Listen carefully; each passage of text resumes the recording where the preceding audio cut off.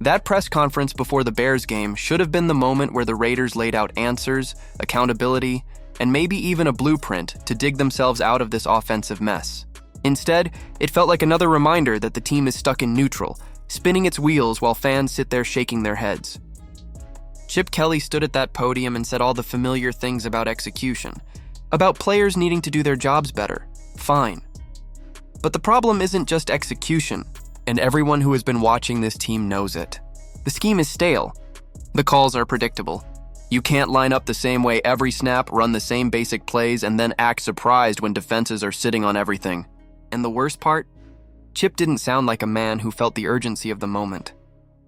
He didn't sound like someone ready to rip up the plan and fix what's broken. He sounded like a coach passing blame, and that should scare Raider fans more than anything. The tape tells the story clearer than any press conference ever could. Go back to the Washington game and it's all right there. First drive, second drive, doesn't matter. The offense is predictable and the defense knew what was coming. You see free rushers blowing up plays before they even start.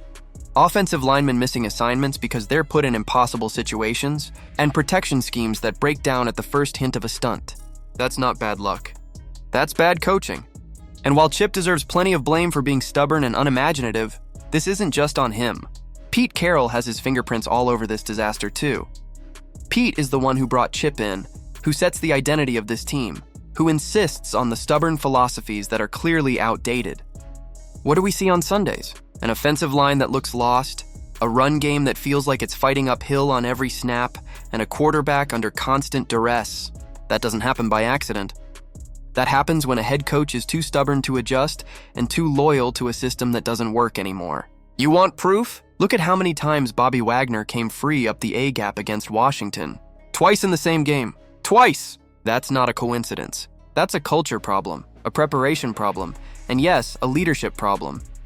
Chip's comments about motion were the cherry on top. He was asked about the lack of pre-snap movement in the Raiders' offense, and he brushed it off, saying execution was the issue. That's insane. Every elite offense in the league uses motion. It creates hesitation for defenses, it gives quarterbacks information, and it slows down linebackers who otherwise fly downhill. Instead, the Raiders line up static every snap, easy for defenses to diagnose, and then act stunned when runs get stuffed at the line of scrimmage.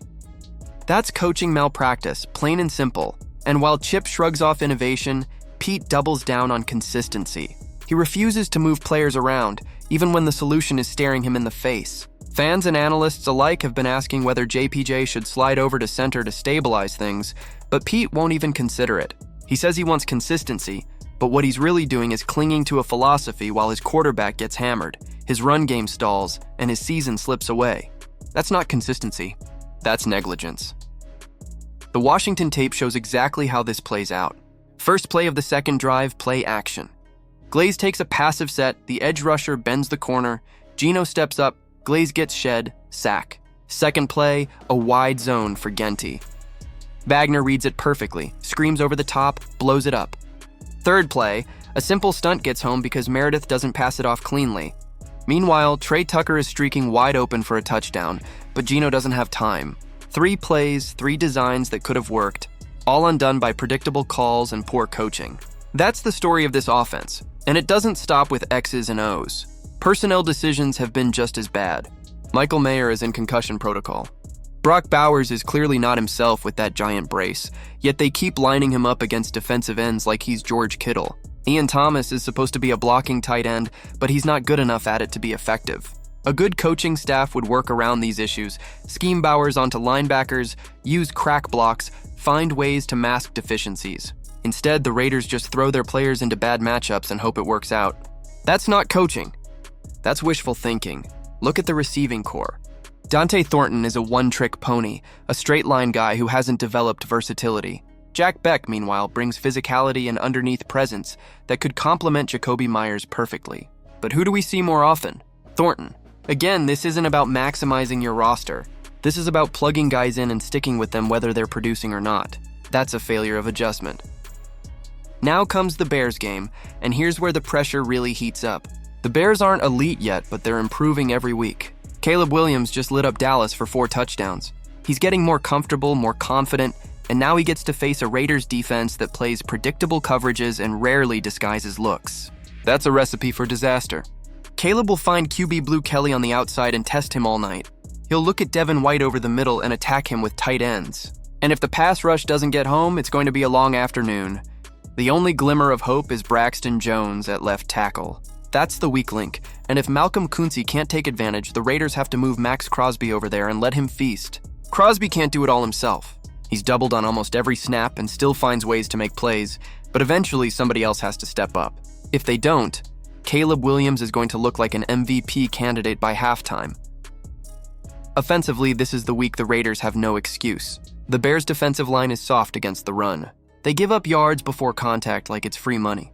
If Genty can't get going against this group, then the questions about Chip Kelly and Pete Carroll won't just be whispers, they'll be shouts. This is the matchup where the run game should come alive. If it doesn't, then there's no defending this staff anymore. At the end of the day, you can argue about whether Chip Kelly or Pete Carroll deserves more blame, but the truth is, it's both. Chip's play design is stale. Pete's philosophy is outdated. Together, that's why the Raiders look like a team stuck in 2014, while the rest of the NFL has evolved. Defenses know what's coming. They know the protections are shaky. They know the run game has no creativity. And until one of these two admits the problem, nothing will change. That's the part Raider fans don't want to hear. Unless there's a fundamental shift, you're going to see the same mistakes, the same protection breakdowns, the same static offense, the same stubborn philosophy. And you'll be sitting here in November wondering how a season with so much talent got wasted. The Raiders don't just have a play calling problem. They don't just have a scheme problem. They have an identity problem. And until Chip or Pete, or both, own up to that, this offense is going nowhere. So Raider Nation, here's the question. Who do you hold more accountable? Chip Kelly for the stale scheme or Pete Carroll for enabling it? Drop your thoughts below and let's see where the fan base stands. And if you're new here, hit that subscribe button because we're going to keep breaking down this mess all season long.